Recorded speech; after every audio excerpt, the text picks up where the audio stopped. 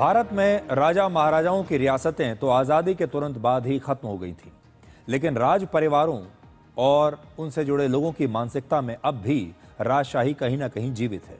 और शायद आपने भी अक्सर सुना होगा कि आज भी महाराज, राजकुमारी, राजकुमार, राजमाता और नवाब साहब जैसे शाही संबोधनों का इस्तेमाल हमारे देश के अलग अलग शहरों में होता रहता है। शाही वंशज आज भी अपने नाम के साथ ऐसी उपाधियां लगाते हैं। इन्हीं राजशाही संबोधनों पर राजस्थान हाई कोर्ट की जयपुर बेंच ने एक बड़ा महत्वपूर्ण सवाल उठाया है। ये मामला जयपुर के शाही घराने का है और वहां की हाईकोर्ट ने कहा कि जयपुर राज परिवार के वंशज अपनी 24 साल पुरानी याचिकाओं में महाराज और राजकुमारी जैसे संबोधनों को हटा दें और सिर्फ अपने नाम लिखें। उसके साथ महाराज ना लिखें, उसके साथ राजकुमार या राजकुमारी ना लिखें, सिर्फ अपना नाम लिखें, वरना उनकी याचिकाएं खारिज कर दी जाएंगी।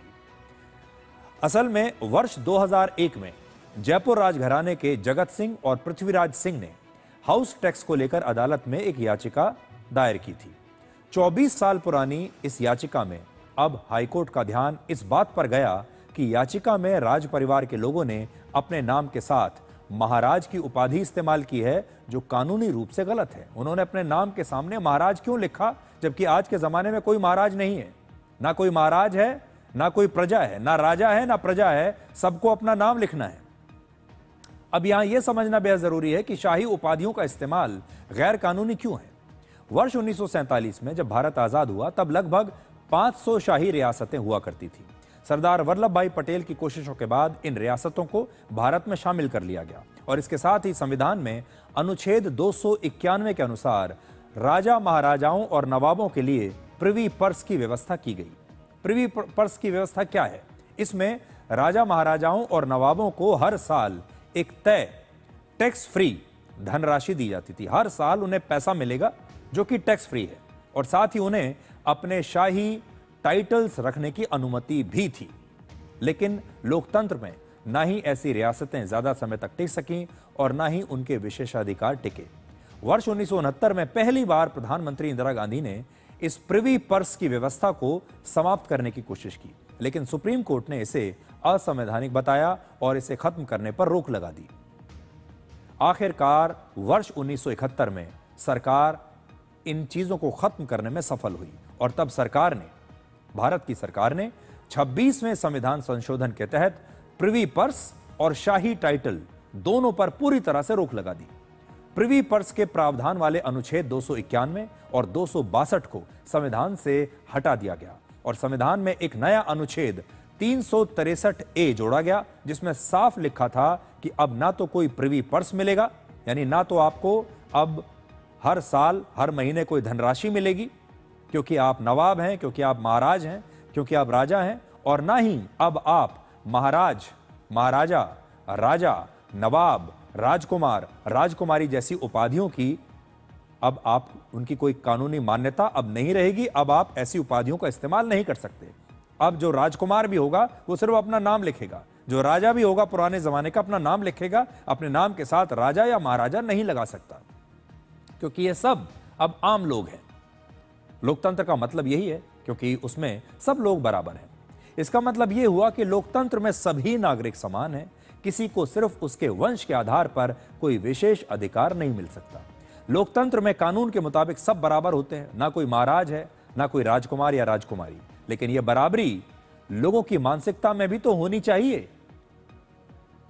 तो आज थोड़ा समय हमारे पास कम है, ये कहानी अभी आगे लंबी चलेगी। एक छोटा सा ब्रेक मुझे यहां पर लेना पड़ेगा और ब्रेक के बाद हम आपको आज का विचार बताएंगे। लेकिन आज जो हमने आपको कहानी बताई है उसका भाव यही है कि संविधान ने तो इन सारी चीज़ों पर रोक लगा दी है, लेकिन आज भी हमारे देश में बहुत सारे ऐसे लोग हैं जो इन टाइटल्स का इस्तेमाल करते हैं और जो लोग आज भी अपने आप को प्रजा का हिस्सा समझते हैं वो आज भी इस पर बुरा नहीं मानते और इस प्रकार के लोगों को राजा, राजकुमार या राजकुमारी कहकर संबोधित करते हैं। एक छोटा सा ब्रेक और ब्रेक के बाद डी कोड जिंदगी।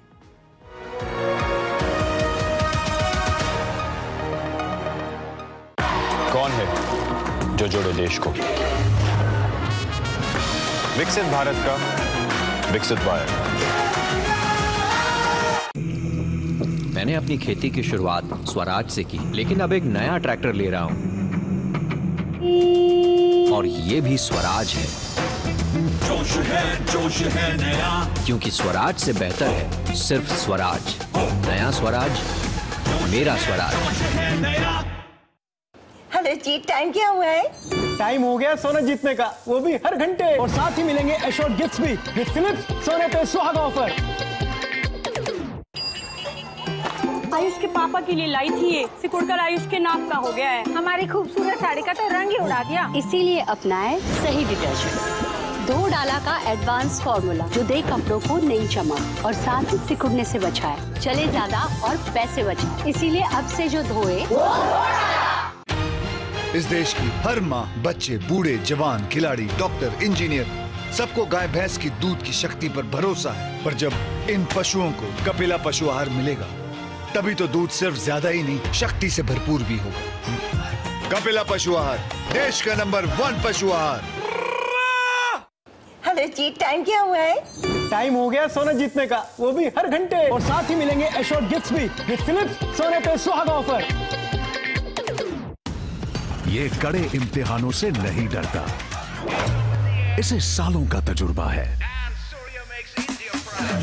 इसलिए मैं भी सूर्या पाइप्स का फैन हूँ। देश की तरक्की के सच्चे साथी। सूर्या है तो भरोसा है।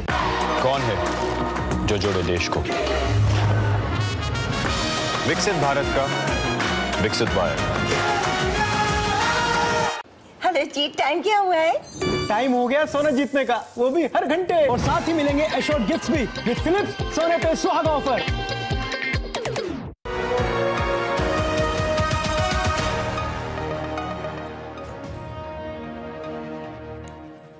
तो आज के लिए डिकोड में इतना ही। अब आपसे हमारी अगली मुलाकात होगी कल रात 9 बजे। तब तक आप खुश रहिए, सुरक्षित रहिए, स्वस्थ रहिए।